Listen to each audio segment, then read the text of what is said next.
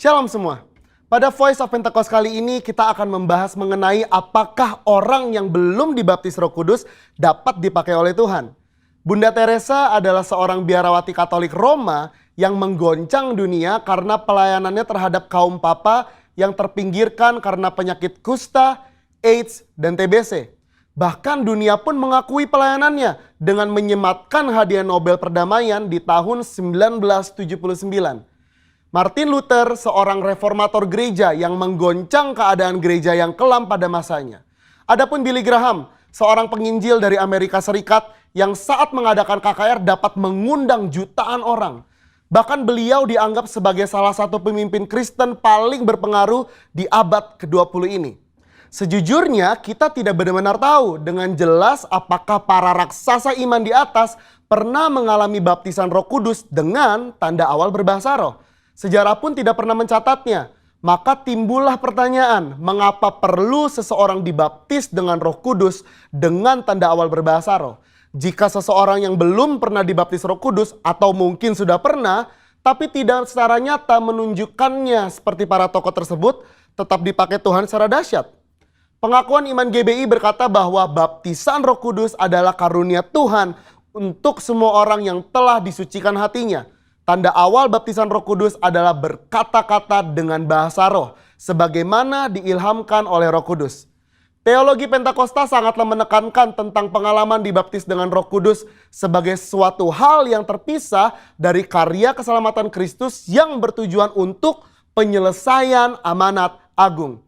Kisah Para Rasul 1 ayat 8 mencatat, tetapi kamu akan menerima kuasa kalau Roh Kudus turun ke atas kamu. Dan kamu akan menjadi saksiku di Yerusalem dan di seluruh Yudea dan Samaria dan sampai ke ujung bumi.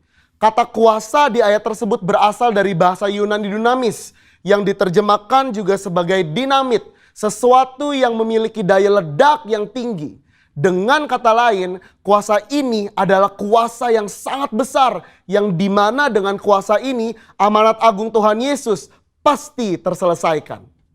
Sangatlah menarik untuk disimak bahwa sesaat sebelum Tuhan Yesus terangkat ke surga, ia berpesan agar para murid tidak meninggalkan Yerusalem dan menyuruh mereka tinggal di sana sambil menantikan janji Bapa. Apakah janji Bapa yang dimaksud tersebut? Janji Bapa yang dimaksud Tuhan Yesus adalah bahwa para murid akan dibaptis dengan Roh Kudus. Poin penting untuk kita garis bawahi di sini adalah bahwa baptisan Roh Kudus adalah janji Bapa untuk semua orang percaya. Selanjutnya di Kisah Para Rasul pasal kedua adalah peristiwa turunnya Roh Kudus ke atas para rasul yang lebih kita kenal dengan peristiwa Pentakosta, di mana para rasul mulai berkata-kata dengan bahasa-bahasa lain seperti yang diberikan oleh Roh itu kepada mereka untuk mengatakannya. Dari sini dapat kita lihat bahwa janji Bapa tentang baptisan Roh Kudus selalu disertai dengan pengalaman karunia berbahasa roh. Dari peristiwa tersebut kita melihat dengan jelas bahwa ada perbedaan antara menerima Roh Kudus dengan dipenuhi Roh Kudus atau dibaptis dengan Roh Kudus. Setiap orang yang telah menerima Yesus sebagai Tuhan dan Juru Selamat, maka Roh Kudus berdiam di dalam dirinya. Bapa memberikan Roh Kudus di dalam hati kita sebagai jaminan dari semua yang telah disediakan untuk kita, yaitu anugerah keselamatan. Rasul Paulus pun menjelaskan di dalam 1 Korintus 6 ayat 19. Atau tidak tahukah kamu bahwa tubuhmu adalah bait Roh Kudus yang diam di dalam kamu? Roh Kudus yang kamu peroleh dari Allah dan bahwa kamu bukan milik kamu sendiri. Keberdiaman Roh Kudus di dalam hidup orang percaya memampukan seseorang untuk memiliki hidup yang menghasilkan buah roh. Namun seseorang yang telah dibaptis dengan Roh Kudus akan memiliki kuasa untuk menyelesaikan amanat agung sesuai yang tertulis di dalam Kisah Para Rasul pasal 1 dan 2. Dalam hal ini kita melihat bahwa baptisan Roh Kudus berfungsi secara eksternal. Alkitab juga mencatat dampak-dampak daripada baptisan Roh Kudus secara internal, antara lain sebagai berikut. Yang pertama, baptisan Roh Kudus mengubah kehidupan doa kita. Roma 8 ayat 26-27. Yang kedua, baptisan Roh Kudus membangun iman kita. 1 Korintus 14 ayat 4a. Yang ketiga, baptisan Roh Kudus menyempurnakan pujian dan penyembahan kita. 1 Korintus 14 ayat 15. Dan yang keempat, Baptisan Roh Kudus meningkatkan kepekaan rohani kita. 1 Korintus 14 ayat 2. Robert P. Mencius, seorang hamba Tuhan dan juga seorang penulis, memaparkan di dalam salah satu bukunya yang berjudul Speaking in Tongues, bahwa tanda kedewasaan Kristen tidak diukur dengan sudah atau belum mengalami baptisan roh, melainkan diukur dari hidup yang menghasilkan buah roh. Di mana hal ini juga menjadi bagian dari proses pengudusan atau sanctification. Akan tetapi perlu dimengerti bahwa di satu sisi adalah mungkin bagi seseorang untuk mengalami kuasa Roh Kudus tanpa berbahasa roh. Namun hal ini bukanlah pengalaman Alkitab yang utuh sebagaimana tertulis di Kisah Para Rasul pasal 1 dan 2. Dari penjelasan tersebut maka dapat disimpulkan bahwa meskipun seseorang belum dibaptis Roh Kudus, ia dapat dipakai Tuhan secara dahsyat. Namun pengalaman baptisan Roh Kudus membuat orang percaya dapat melayani tubuh Kristus dengan lebih maksimal. Jikalau Alkitab menuliskan adanya pengalaman kepenuhan Roh Kudus dengan tanda awal berkata-kata dengan bahasa roh, mengapakah kita tidak merindukannya? Saudara, untuk penjelasan lebih lengkapnya dari tim teologi kami, jangan lupa buka link yang ada di atas atau scan QR Code yang tersedia. Salam integritas. Tuhan Yesus memberkati.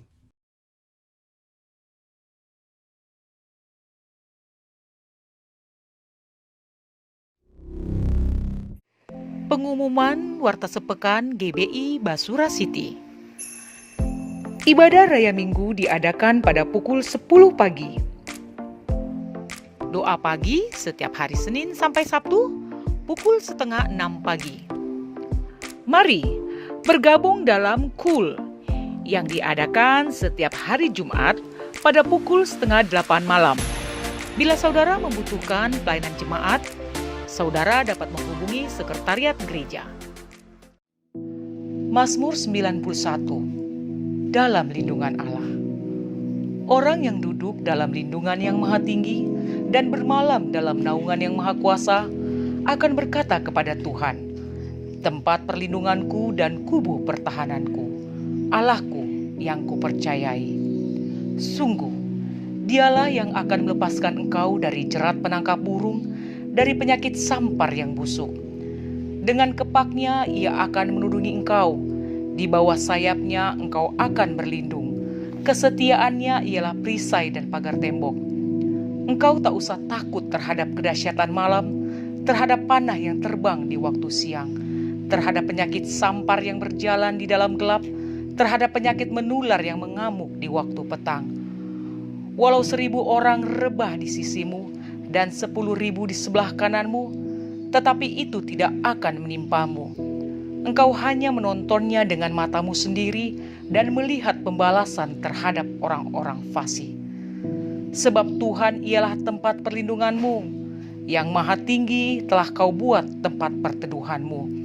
Malapetaka tidak akan menimpa kamu, dan tulah tidak akan mendekat kepada kemahmu. Sebab malaikat-malaikatnya akan diperintahkannya kepadamu untuk menjaga engkau di segala jalanmu. Mereka akan menatang engkau di atas tangannya, supaya kakimu jangan terantuk kepada batu. Singa dan ular dedung akan kau langkahi, engkau akan menginjak anak singa dan ular naga. Sungguh, hatinya melekat kepadaku, maka aku akan meluputkannya. Aku akan membentenginya, sebab ia mengenal namaku. Bila ia berseru kepadaku, aku akan menjawab. Aku akan menyertai dia dalam kesesakan. Aku akan meluputkannya dan memuliakannya. Dengan panjang umur akan kukenyangkan dia, dan akan kuperlihatkan kepadanya keselamatan daripadaku.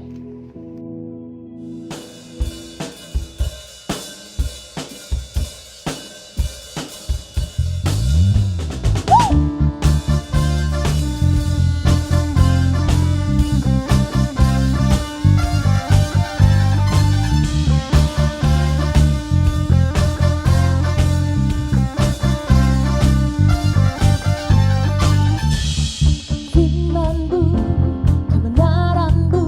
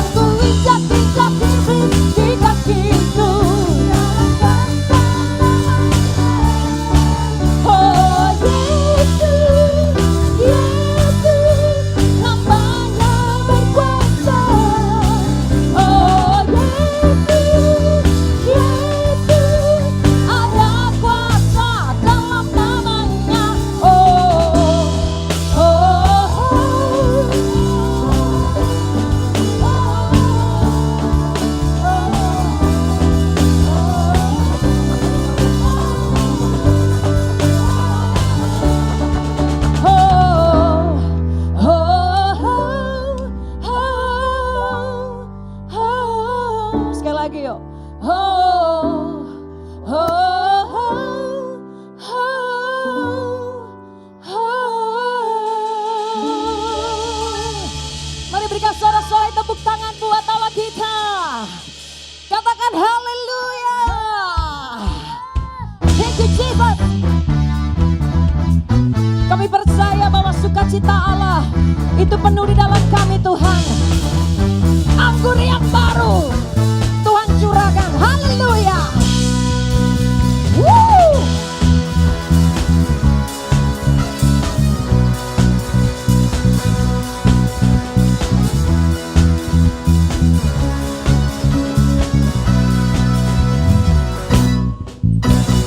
Sukacitaku penuh dalam Yesus Tuhanku. Anggur baru Tuhan sediakan. Rahmat-Nya Dia limpahkan, selalu baru setiap hari. Oh, dalam Yesus ku kan bersuka. Sukacitaku penuh dalam Yesus Tuhanku. Anggur baru Tuhan curahkan. Kekuatan Dia limpahkan, kekuatan Dia limpahkan, selalu baru setiap hari. Oh, dalam Yesus bukan bersuka. Mari angkat tanganku, puji Dia, tinggikan namanya. Yes Lord, puji Dia, muliakan namanya. Ku akan selalu bersyukur, sebab Dia pokok pujianku. Ya Yesus, sukacitaku. Woo!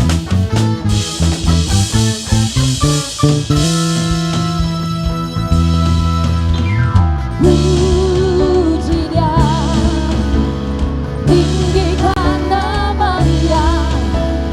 Puji Dia, muliakan namanya.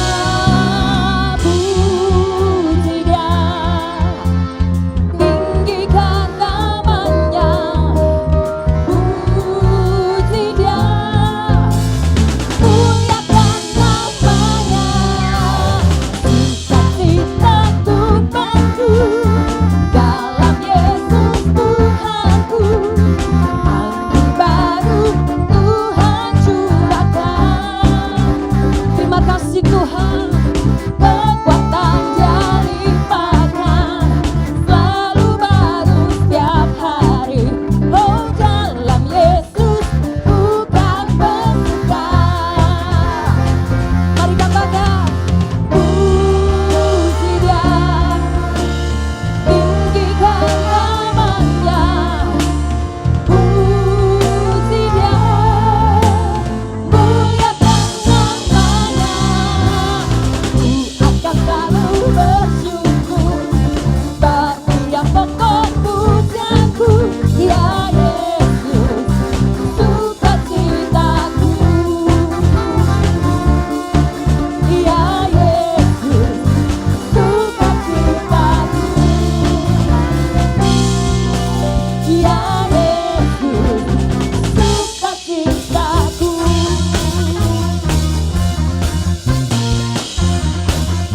Bersama katakan sukacita. Berikan sorak-sorai tepuk tangan buat Allah kita. Katakan haleluya. Haleluya, haleluya. Mari sebentar Bapak Ibu Saudara, kita akan membacakan untuk deklarasi Pentakosta ketiga. 1. Pentakosta ketiga adalah pencurahan Roh Kudus yang dahsyat di zaman ini, melebihi yang terjadi di Azusa Street. 2. Pentakosta ketiga akan mengakibatkan penuaian jiwa yang terbesar dan yang terakhir sebelum Tuhan Yesus datang kembali. 3. Pentakosta ketiga akan membangkitkan generasi Yeremia, yaitu anak-anak muda yang dipenuhi Roh Kudus, cinta mati-matian kepada Tuhan Yesus, tidak kompromi terhadap dosa, dan akan bergerak untuk memenangkan jiwa. 4. Pentakosta ketiga lahir di Indonesia yang bergerak ke bangsa-bangsa. Gerakan ini dari timur ke barat dan akan kembali ke Yerusalem. 5. Pentakosta ketiga akan memberikan kuasa untuk menyelesaikan amanat agung. Dan setelah itu Tuhan Yesus datang kembali. Mari berikan sorak-sorai tepuk tangan buat Allah kita. Oh, thank you Jesus, we thank you Lord. We thank you Lord Jesus.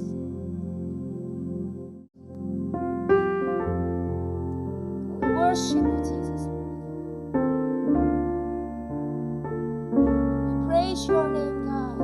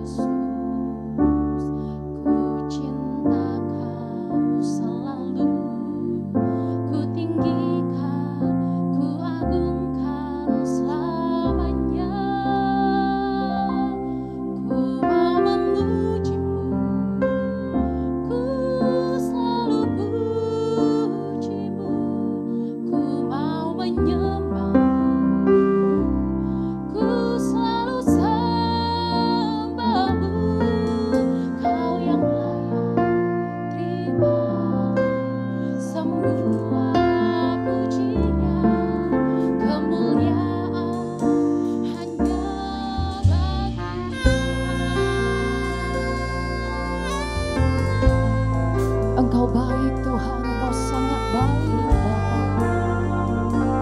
Kami naikkan syukur kami di hadapan-Mu. Mari katakan, Yesus, Kau sungguh baik.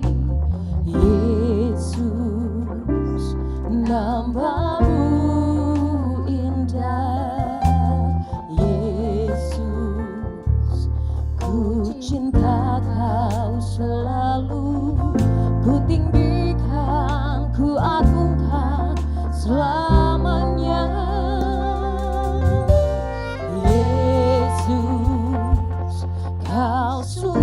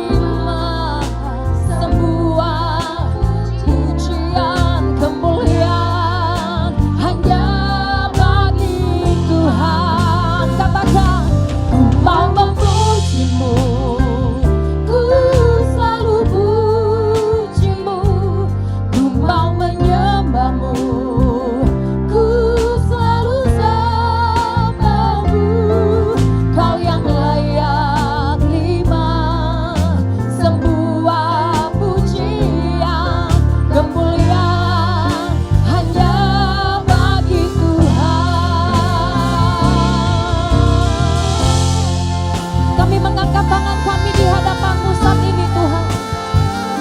Kami berkata, apapun yang kami alami dalam hidup kami, satu hal yang kami mau lakukan dan terus lakukan dalam hidup kami, kami mau terus memuji menyembah Tuhan. Kami mau tinggikan nama-Mu.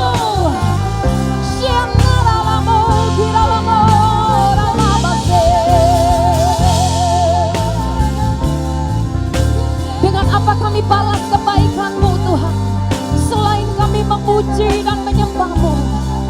Terima kasih Tuhan, terima kasih buat segalanya. Saat ini kami buka hati kami lebih lagi Tuhan, dan kami berkata, kami mau memuji-Mu, kami mau menyembah-Mu.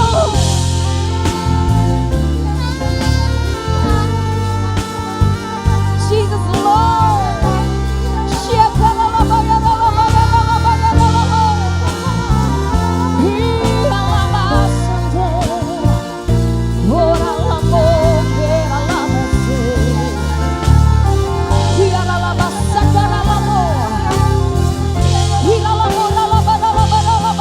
mari angkat tanganmu, katakan, Engkau memuji-Mu, ku selalu puji-Mu, ku mau menyembah-Mu, ku selalu sembah-Mu. Kau yang layak terima semua pujian, kemuliaan hanya bagi Tuhan. Ku mau memuji-Mu,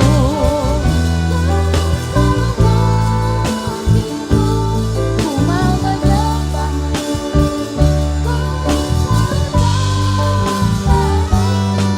Kau yang layak terima semua pujian, kemuliaan hanya bagi Tuhan.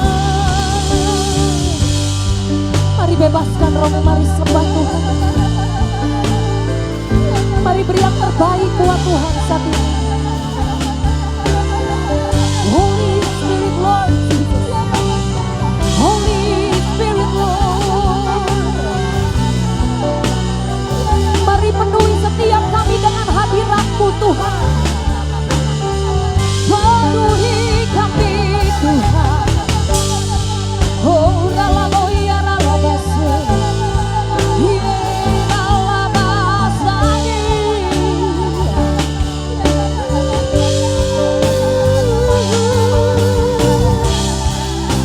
Siapa ralabo ralamase, oh Jesus.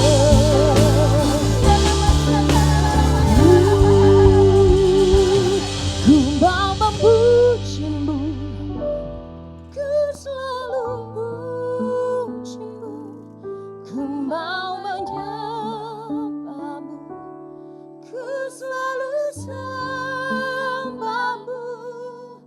Kau yang layak terima semua pujian, kemuliaan hanya bagi Tuhan.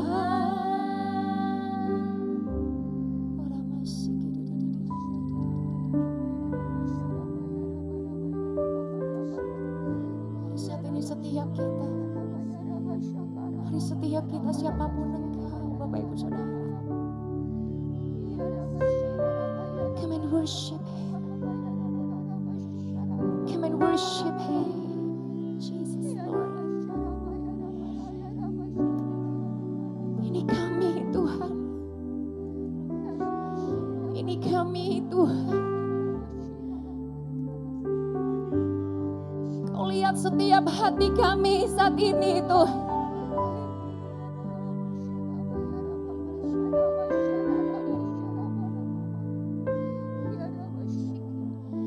Ini kami penyembah-penyembah-Mu Tuhan. Come and worship Him, worship Him. Come and worship Him. Mari sembah Tuhan. Bebaskan rohmu saudara, mari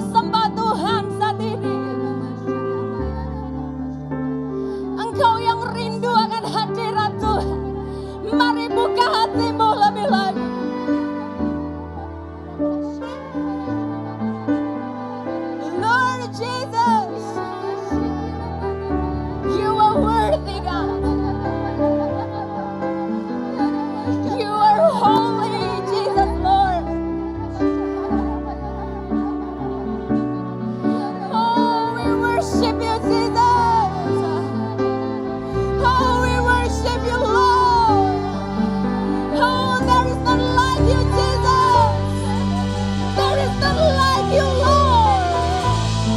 There is none like you, God.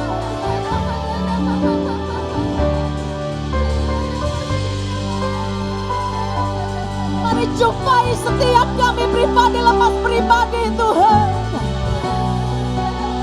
Sierra Magara Lamo, Sierra Magara Lamo, Hirama Sandara Lamo.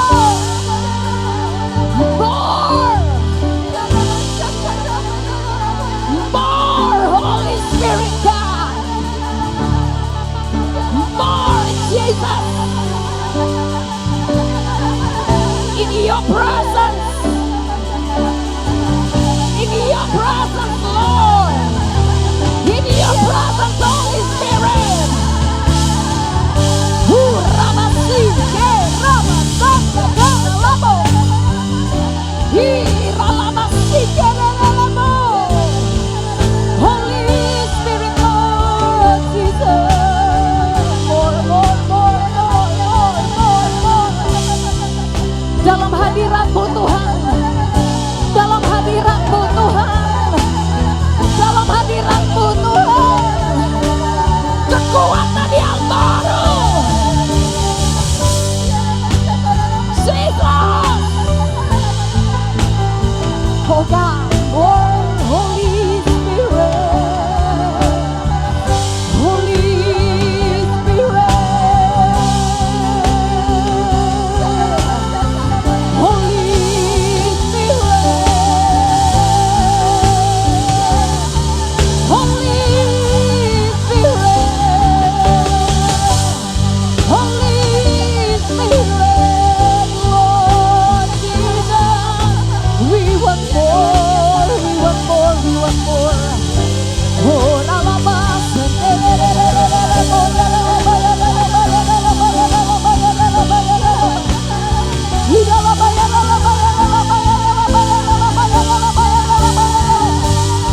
oh God, more. Jesus. Kekuatan yang baru. Kekuatan yang baru. Kekuatan yang baru. Kekuatan yang baru. More. Come on, say. Ku mau memujimu. Ku selalu pujimu. Ku mau menyembahmu. Ku selalu sembahmu.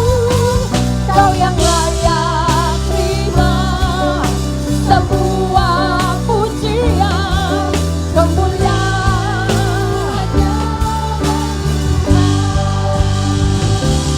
Ku mau memujimu.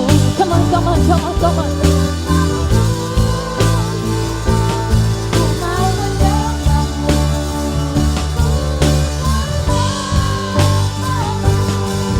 Kau yang layak terima semua pujian, kemuliaan hanya bagi Tuhan. Kau yang layak terima semua pujian, kemuliaan hanya bagi Tuhan. Kau yang layak semua pujian, kemuliaan hanya bagi Tuhan.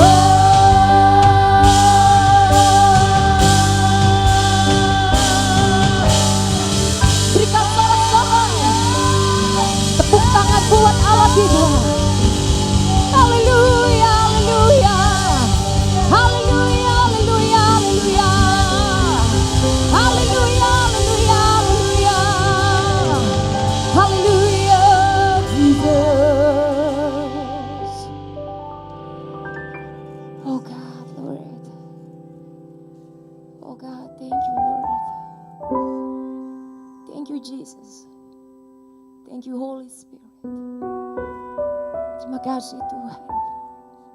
Terima kasih buat hadirat-Mu, Tuhan. Satu hal Bapa kami berkata, God, kami mau lebih lagi dalam hadirat Tuhan. Saat ini, mari berbicara buat kami Tuhan, pribadi lepas pribadi. Kami tahu firman-Mu itu yang mengubahkan hidup kami. Firman-Mu itu yang meneguhkan hati kami Tuhan. Biar Bapa kami boleh terus memandang wajah Tuhan. Mata kami terus tertuju kepadamu Bapa. Oh, we thank you Lord. Oh, we thank you Jesus. We thank you Holy Spirit. We thank you God. Terima kasih Tuhan. Terima kasih Bapa. Dan kami siap Tuhan saat ini dengar-dengaran akan Engkau lebih lagi. In the name of Jesus, di dalam nama Tuhan Yesus. Haleluya. Amen. Sebab itu ambillah senjata di dalam kuasa namanya. Dan ku injak-injak ini di kakiku di dalam kuasa namanya. Come on.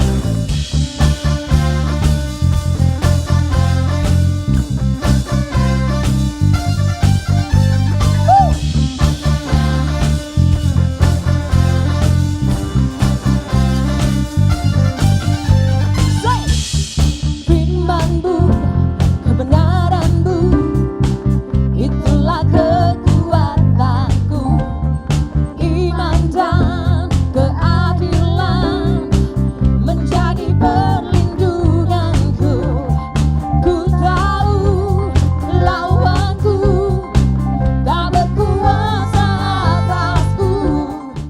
Shalom Bapak Ibu Saudara sekalian yang dikasihi Tuhan, seluruh jemaat GBI Basura yang dicintai Tuhan. Apa kabar semuanya, dalam keadaan baik dan sehat tentunya? Haleluya. Kita tetap ibadah walaupun kita belum bisa on-site, tapi melalui online.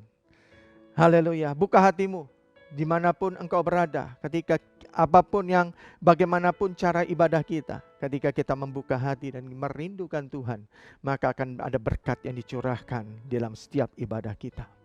Bapak Ibu Saudara sekalian yang dikasihi Tuhan, tahun ini gereja kita sedang berbicara tentang integritas sesuai dengan tuntunan Tuhan yang disampaikan oleh Gembala Sidang kita Pak Niko.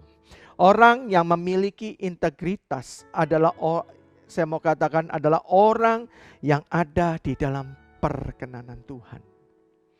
Orang yang ada di dalam perkenanan Tuhan, dimanapun dia berada, kapanpun dia dan dimanapun dia berada, dia akan selalu diberkati menjadi seorang pemenang, saudara-saudara. Apapun yang terjadi, orang yang ada dalam perkenanan Tuhan adalah orang-orang yang hidupnya dikendalikan oleh Tuhan. Dan dia tidak akan pernah kalah, tetapi dia akan keluar terus sebagai pemenang. Sebagai salah satu contoh banyak di Alkitab yang berbicara orang-orang yang diperkenan Tuhan. Di antara lain salah satunya adalah Yusuf. Yusuf walaupun dia dimasukkan dalam sumur tua, saudara-saudara, kemudian dijual, dimasukkan ke dalam penjara, hidupnya hampir sepanjang usianya yang masih muda, dia mengalami penderitaan. Tapi satu hal, Yusuf adalah orang yang ada di dalam perkenanan Tuhan, dan akhirnya Tuhan meninggikan dia dan memuliakan kita. Bapak Ibu Saudara sekalian yang dikasihi Tuhan, mari kita terus mengejar kekudusan, hidup di dalam perkenanan Tuhan, saudara, dengan menjadi orang-orang yang berintegritas. Nah, saya ingin mengajak kita untuk membuka di dalam Yohanes pasal yang keempat ayat 23 sampai 24 yang berkata demikian. Ini loh firman Tuhan yang harus menjadi pedoman di dalam kehidupan kita. Tetapi saatnya akan datang dan sudah tiba sekarang bahwa penyembah-penyembah benar, garis bawahi, penyembah-penyembah benar akan menyembah Bapa dalam roh dan kebenaran. Garis bawahi, akan menyembah Mereka akan menyembah Bapa dalam roh dan kebenaran sebab Bapa menghendaki penyembah-penyembah demikian. Ayat 24, Allah itu roh dan barang siapa menyembah Dia harus menyembahnya dalam roh dan kebenaran.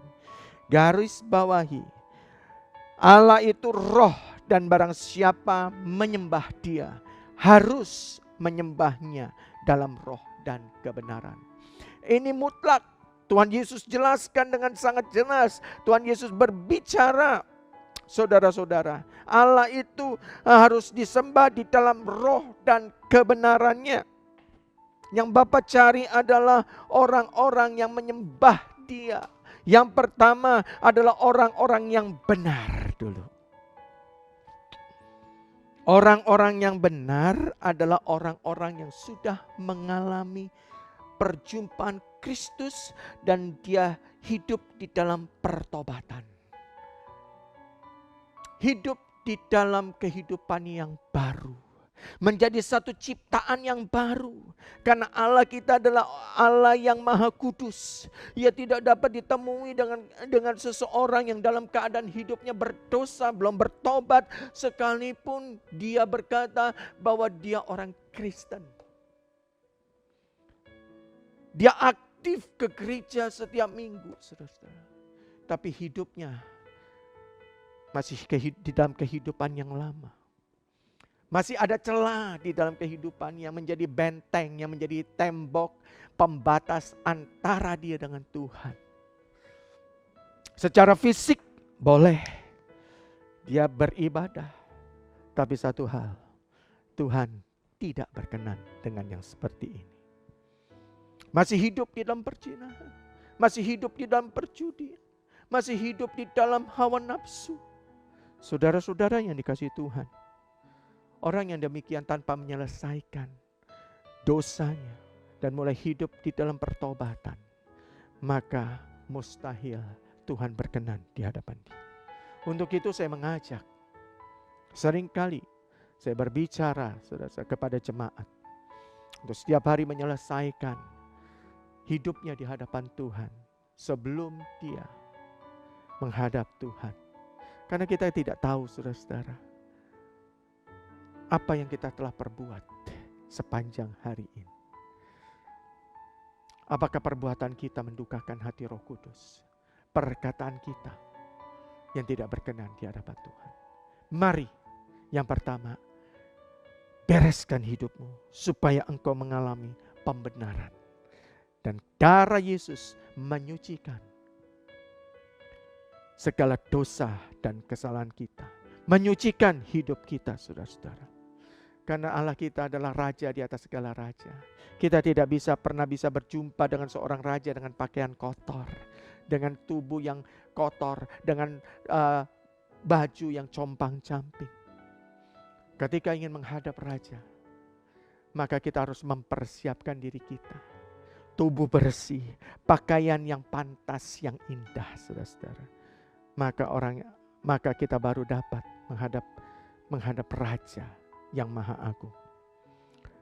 Jadi ada dua hal yang penting saudara-saudara yang harus menjadi pedoman dan prinsip dalam membangun hubungan kita dengan Tuhan. Sehingga saat terjadi satu hubungan yang intim dengan Tuhan, ada interaksi yang hangat di antara kita dengan Tuhan. Sehingga perkenanan Tuhan ada di dalam kehidupan kita. Yang pertama saudara-saudara yang Bapak cari adalah penyembah-penyembah di dalam roh. Firman Tuhan dengan jelas mengatakan, Bapa kita, Allah kita, Tuhan kita Dia adalah roh. Jadi ketika kita membangun hubungan dengannya harus dimulai dengan apa? Dengan roh. Kita tidak bisa membangun hubungan dengan Dia hanya secara jasmani tanpa melibatkan roh kita. Rasul Paulus berkata di dalam 1 Korintus pasal 14 ayat 15 berkata demikian. Jadi apakah yang harus kubuat? Aku akan berdoa dengan rohku, tetapi aku akan berdoa juga dengan akal budiku. Aku akan menyanyi dan memuji dengan rohku, tetapi aku akan menyanyi dan memuji juga dengan akal budiku. Ketika kita menghadap Tuhan, bersekutu dengan Tuhan, Membangun satu hubungan yang intim dengan Tuhan. Semua 3 hal dalam kehidupan kita, tubuh, jiwa, dan roh harus balance, saudara-saudaraku yang dikasihi Tuhan. Kita tidak bisa hanya membangun dengan akal budi kita. Tapi Rasul Paulus berkata dengan jelas, aku juga berdoa, aku juga memuji dan menyembah Tuhan di dalam rohku. Oh, haleluya.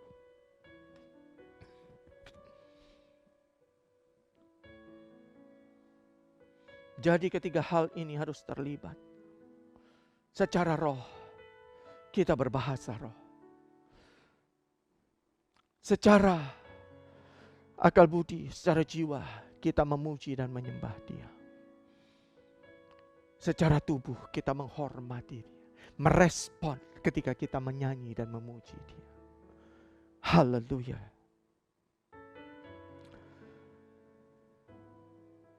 Bapak Ibu saudara sekalian yang dikasihi Tuhan. Membangun suatu hubungan yang akrab harus dimulai dengan pertemuan-pertemuan yang konsisten atau rutin. Pada suatu hari ada seorang anak muda, seorang wanita muda datang untuk konseling. Dia berkata, Pak, hari-hari ini, akhir-akhir ini, hubungan saya dengan pacar saya itu kok hambar. Ketika kita terus berbicara, ternyata saudara-saudara, waktu saya tanya, kemana pacar kamu? Sekarang ada di mana pacar? Oh, ada di luar daerah. Ternyata pacarnya itu saudara-saudara diutus oleh perusahaannya untuk merintis satu usaha cabang di satu daerah. Dan seorang yang merintis satu usaha saudara-saudara harus kerja keras, sepenuh waktu, tidak kenal waktu. Hal ini yang membuat hubungan mereka ada gap. Demikian juga dengan si wanitanya, saudara-saudara, udah mulai dapat promosi. Dia mulai sibuk dan mulai lembur. Sehingga kalau dulu sehari mungkin bisa 5-6 kali katakan, kamu sudah makan belum? Kamu lagi ngapain? Sekarang sudah tidak lagi, saudara-saudara. Hal ini yang membuat satu hubungan ada satu gap, saudara-saudara, yang membuat hubungan ini, komunikasi ini tidak lancar. Demikian juga dengan Tuhan, saudara-saudara. Hilangnya hubungan atau komunikasi yang intens akan membuat jarak kita dengan Tuhan juga. Jarak akan membuat kita tidak ada lagi gregetnya sama Tuhan. Tidak ada lagi keinginan untuk berdoa, saudara-saudara. Nah, Bapak Ibu saudara sekalian, hubungan kita dengan Tuhan, semakin sering kita bergaul dan berjumpa dengan Dia, akan membuat semakin kita dekat dengannya. Akan ada kerinduan jika kita belum bersekutu dengan Tuhan. Ada sesuatu yang hampa di dalam diri kita jika belum kontekan dengan Tuhan, saudara-saudara. Bukankah demikian juga, saudara-saudara, dengan orang yang kita kasihi? Kalau kita memiliki hubungan yang erat dengan istri, dengan anak kita, saudara-saudara. Kalau jauh sedikit rasanya kangen. Hari ini kok belum nyapa? Bapak Ibu saudara sekalian yang dikasihi Tuhan. Saya dengan anak saya, dengan istri saya, anak saya yang perempuan itu, kita selalu bertiga dekat. Kalau dia yang anak-anak saya yang 2 itu mereka sudah jarang ada kesibukan mereka. Jadi kalau kita rasanya kalau pergi nggak dengan si yang kecil, rasanya kok ada sesuatu yang kurang. Demikian juga dengan Tuhan, saudara-saudara. Ketika kita dengan Tuhan, rasanya kok ada sesuatu, kalau kita hari ini belum kontak Dia, rasanya kok ada sesuatu yang hilang. Ada sesuatu yang kosong dalam hidup kita. Tapi kalau hal ini saudara-saudara, kita tidak sadari, kita mulai kehilangan kontak dengan Tuhan, kita biasa-biasa saja, mulai ada satu gap, saudara-saudara. Tanpa kita sadari, nggak ada lagi kerinduan, keinginan untuk berdoa, untuk membaca firman Tuhan, maka hubungan kita sama Dia akan renggang. Dan lama-lama saudara-saudara, tanpa kita sadari, kita bisa menghilang dari hadapan Tuhan.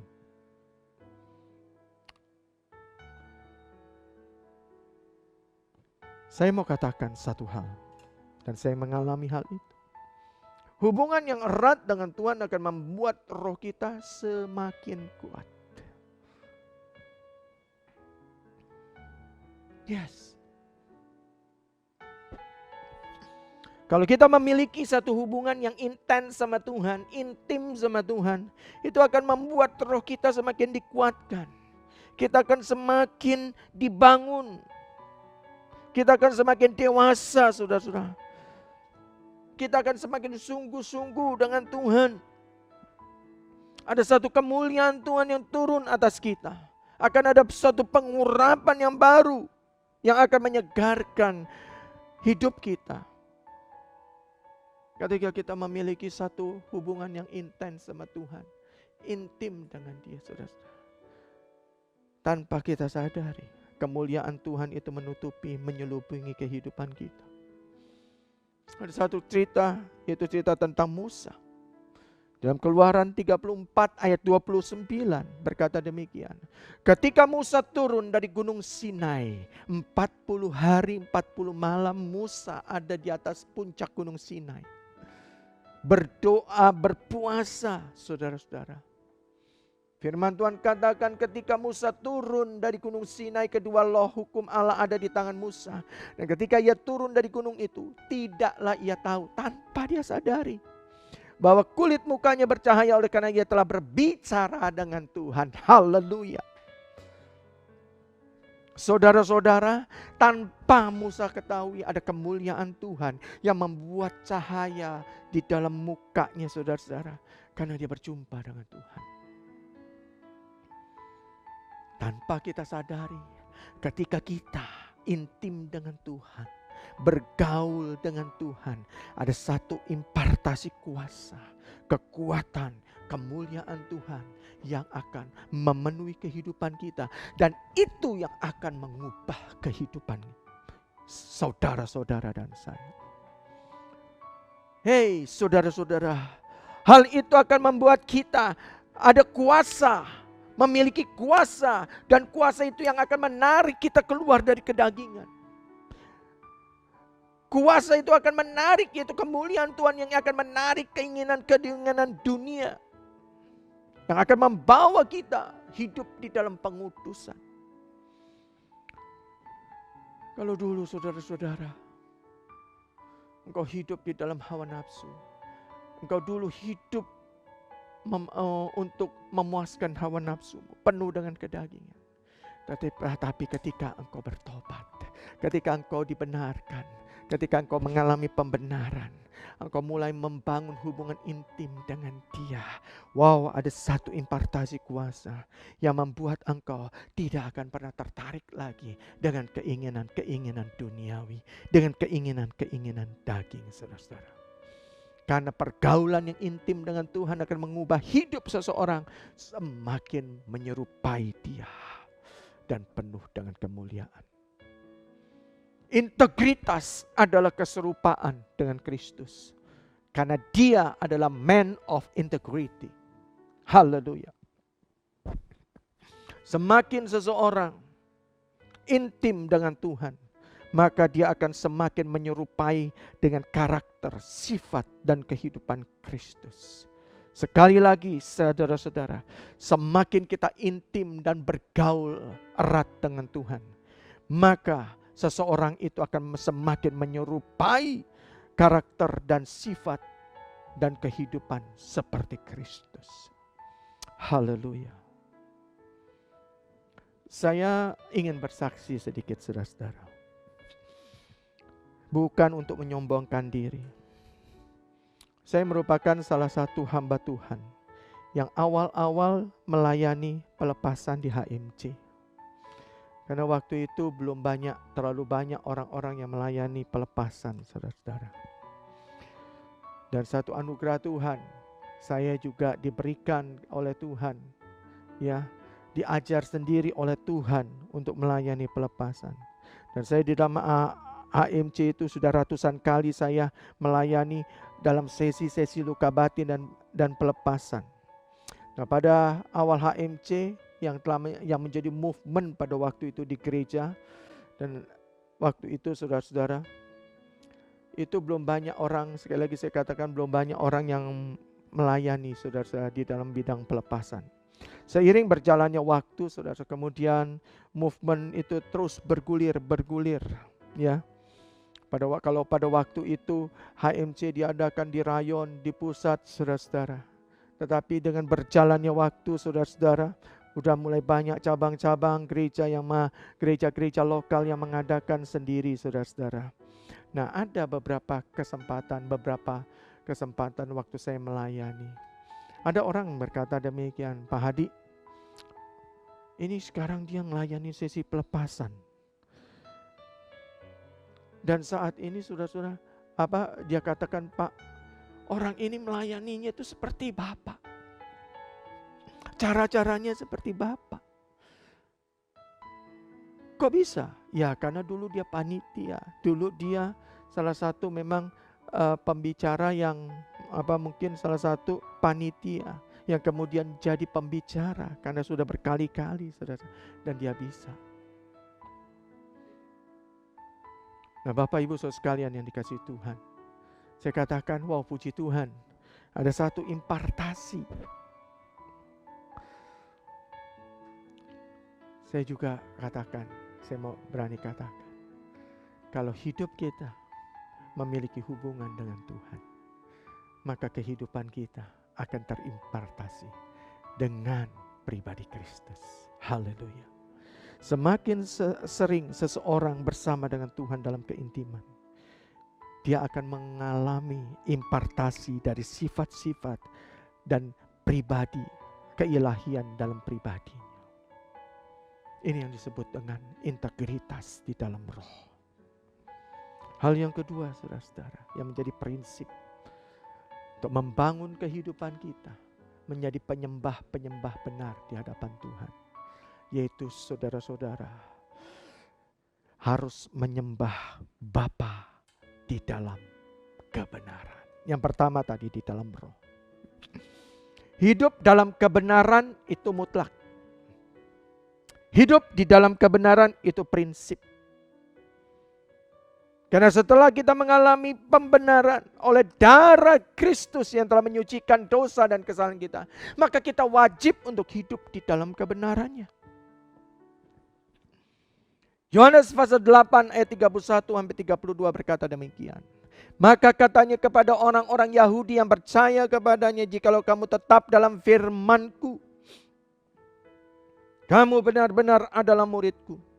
Dan kamu akan mengetahui kebenaran, dan kebenaran itu akan memerdekakan kamu. Kebenaran yang benar adalah firman Tuhan. Hidup di dalam kebenaran berarti hidup di dalam firman Tuhan. Mempraktekkan, mengaplikasikan firman Tuhan. Dan firman itu akan semakin membukakan, memerdekakan kehidupan kita. Merdeka berarti apa, saudara-saudara? Mengalami kebebasan dari keterikatan. Mengalami kebebasan dari keterpurukan. Keluar dari setiap kesulitan-kesulitan. Mengalami kesembuhan-kesembuhan ilahi ketika engkau mengalami sakit penyakit.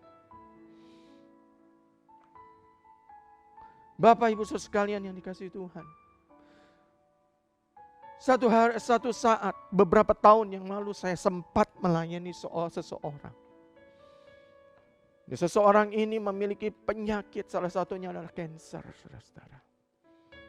Waktu itu saya melayani. Dia banyak mengalami hal-hal yang menyakitkan kehidupannya, saudara-saudara. Kemudian saudara-saudara, Tuhan memulihkan kehidupannya. Dia bisa melepaskan pengampunan kepada orang-orang yang menyakiti hati. Sejak saat itu dia bertobat, saudara-saudara. Dan pada waktu itu dokter sudah memvonis dia, sudah tidak ada harapan.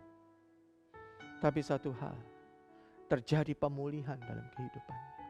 Sejak dia berjumpa dengan Kristus, Wow, saudara-saudara. Setelah pemulihan itu, dia masih sakit.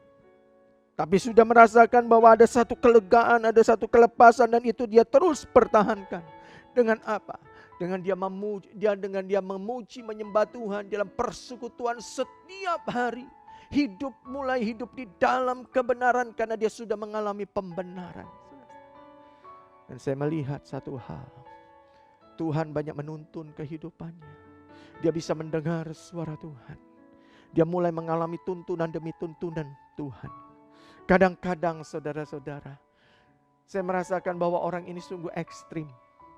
Kadang-kadang kita sendiri merasa, kok begitu ya? Kok orang ini agak sedikit aneh. Tapi satu hal saudara, saya melihat satu perubahan hidup dalam kehidupannya. Dan hari ini, beberapa waktu yang lalu, dia berkata, Pak, saya sudah bebas dari kanker. Saya sudah bebas. Bahkan dikatakan oleh dia bersaksi. Saya berdoa untuk orang. Melalui by phone. Orang itu sembuh, Pak. Hallelujah. How great our God. Nah, Bapak Ibu saudara sekalian yang dikasihi Tuhan. Kebenaran itu akan mulai mengubah hidup kita. Menjadi orang yang benar-benar mengalami pembaharuan hidup. Yang mengalami pendewasaan iman. Dan engkau tidak akan pernah saudara-saudara hidup di dalam keterpurukan lagi. Masalah masih ada. Tetapi engkau akan cakap untuk menghadapi setiap permasalahan, setiap pergumulan dalam hidup. Kebenaran itu akan mengubah kehidupan kita. Menjadi orang yang mengaplikasikan kebenaran itu. Sehingga orang itu cakap dalam menghadapi segala tantangan apapun. Orang yang hidup dalam kebenaran adalah orang yang cakap menyelaraskan janji, ucapan, dan ucapannya dengan perbuatan. Wow, saudara-saudara. Firman Tuhan mengubah kehidupan seseorang. Firman Tuhan yaitu kebenaran itu akan mengubah kehidupan seseorang. Akan semakin hari semakin layak di hadapan Tuhan. Orang yang mengalami perubahan karena kebenaran yang sudah memerdekakan tidak akan dikendalikan lagi oleh daging. Daging tidak akan mampu lagi menawarkan apa itu dosa, kenikmatan duniawi, dosa, saudara. Tetapi sebaliknya, dia mampu untuk mengendalikan atau tidak tertarik dengan kedagingan. Dia tahu orang yang ada di dalam kebenaran dan mempraktekkan kebenarannya dalam hidupnya. Dia tahu hal-hal yang berkenan di hadapan Tuhan. Hal-hal yang benar di hadapan Tuhan. Dia tahu hal-hal yang menyukakan hati Tuhan. Dia tahu dan peka mana yang menjadi kehendak Tuhan dan bukan kehendak Tuhan. Hidup kita ketika kita ada di dalam kebenaran, maka kita akan mengalami pembaharuan demi pembaharuan. Semakin kita menyerupai Kristus. The man of integrity adalah Yesus. Ketika kita semakin menyerupai Kristus oleh karena kebenaran Tuhan, kita akan semakin menyerupai Kristus dan kita akan semakin berintegritas.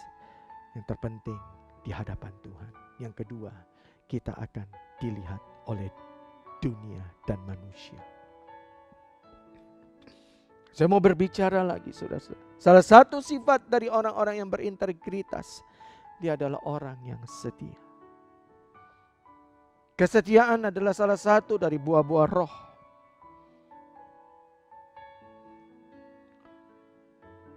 Tuhan mencari orang yang setia. Orang yang hidup di dalam perkenanan Tuhan adalah orang yang setia. Setia, tetap setia. Tidak tergoyahkan ketika ada badai, ketika ada topan, ketika ada gelombang menghantam. Tuhan ingin melihat apakah ada orang yang setia. Setia, tetap setia karena kebenaran. Walaupun atau sekalipun dia rugi. Orang yang setia, dia tidak akan pernah goyah dalam situasi dan kondisi apapun. Orang yang setia akan menunjukkan imannya yang kuat di tengah-tengah goncangan, saudara.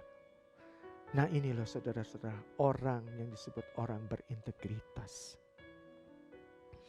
Badai, topan, kekelaman itu tidak akan bisa mencabut akar iman yang telah tertanam jauh ke dalam di dalam pribadinya Kristus Yesus Tuhan.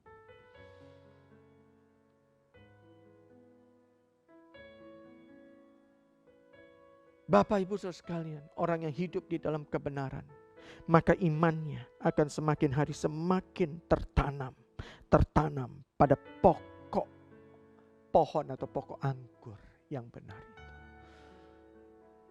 Semakin kuat bagaikan pohon aras Libanon. Saya mau kasih saksian saudara tentang papi mertua saya. Papi mertua saya ini adalah orang yang setia, saudara. Mengasihi Tuhan sungguh-sungguh. Setia, saudara. Dia orang yang setia itu adalah setia pada Tuhan. Dan setia juga kepada manusia, saudara. Dia bekerja di dalam satu perusahaan, saudara. Di dalam satu pabrik. Sampai 48 tahun, sampai pensiun. Walaupun dia sebagai kepala keuangan, ya, dia bekerja sampai dengan 3 generasi, saudara. Dari pemilik yang pertama, pemilik ke anaknya sampai cucunya, saudara. 3 generasi. Saya lihat saudara bagaimana pengabdiannya. Dia orang yang cinta Tuhan, cinta akan Tuhan dan mengasihi Tuhan sungguh luar biasa. Gajinya kecil, saudara-saudara. Gajinya gak seberapa. Sampai 48 tahun pensiun pun, saudara-saudara. Sudah gak sejahtera lagi, saudara-saudara kerja. Dia keluar harus pensiun, saudara-saudara. Dan juga dia sudah tidak sejahtera lagi. Cuma dikasih penghargaan cuma beberapa. Gak ada artinya, saudara-saudara. Sampai kita, saudara-saudara, katakan, ini nggak bisa dimaklumi kalau hal ini. Sampai kita semua anak menantu katakan, ya, papi nggak boleh gitu. Diminta, dia bilang jangan. Sudah, saya tahu keadaan perusahaan. Saya sudah. Orangnya setia. Setia dalam penginjilan, saudara-saudara. Orang dimanapun. Bukan hanya tatap muka, tetapi melalui koresponden yang dia tahu setiap orang dia injili melalui surat-surat. Dan hasilnya waktu dia meninggal, kita nggak pernah nyangka dan kita banyak yang nggak kenal orang-orang yang datang melayati dari berbagai macam daerah. Itu melayati. Ini satu hal saya banyak belajar dari papi mertua saya. Orangnya setia. Setia sama Tuhan. Setia dan dia berkomitmen dengan Tuhan. Satu hal saudara-saudara, waktu dia dipanggil pulang, dia diperlihatkan malaikat. Setiap hari dia melihat malaikat. Waktu dia belum tidur, saudara, dia melihat malaikat itu masuk ke ruangan. Wow, satu hal yang luar biasa. Dia sakit tanpa menderita. Sungguh luar biasa. Tuhan mencari orang-orang yang berintegritas. orang yang ada di dalam orang yang berintegritas, dia pasti orang yang ada di dalam perkenanan Tuhan. Bapak Ibu Saudara sekalian yang dikasihi Tuhan, mari ketika kita menjadi orang yang berintegritas, menyembah Dia di dalam roh dan kebenaran, maka hidup kita tidak akan sama lagi. Hidup kita akan berubah. Hidup kita bukan menjadi turun, tetapi akan semakin naik. Semakin naik, semakin naik, semakin naik.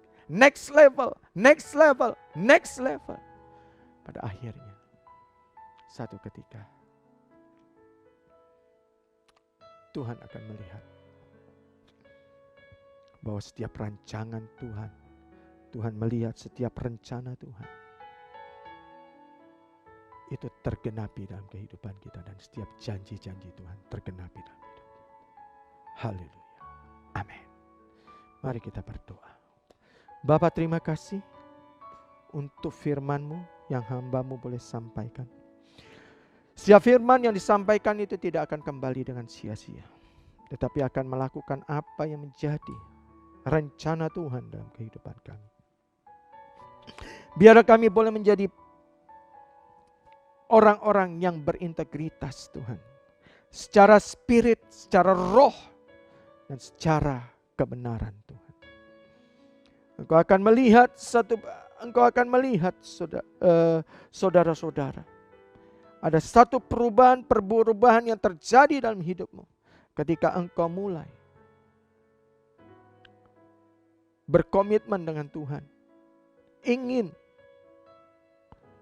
diubahkan, mulai membangun persekutuanmu di dalam roh dengan Tuhan secara konsisten. Katakan kepada Tuhan, sanggupkan kami Tuhan, untuk kami dapat semakin hari memiliki satu kemauan, memiliki keputusan dan komitmen untuk bersekutu dan membangun satu hubungan yang intim dengan Engkau secara roh, secara jiwa, secara tubuh Tuhan. Dan mampukan kami untuk hidup di dalam kebenaran, meskipun tantangan-tantangan, kami mau tetap setia kepadamu Tuhan.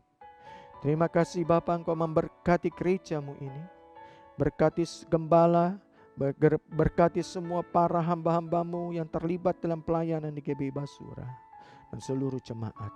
Terima kasih Tuhan. Dalam nama Tuhan Yesus, kami sudah berdoa dan mengucap syukur. Haleluya. Amin. Tuhan memberkati.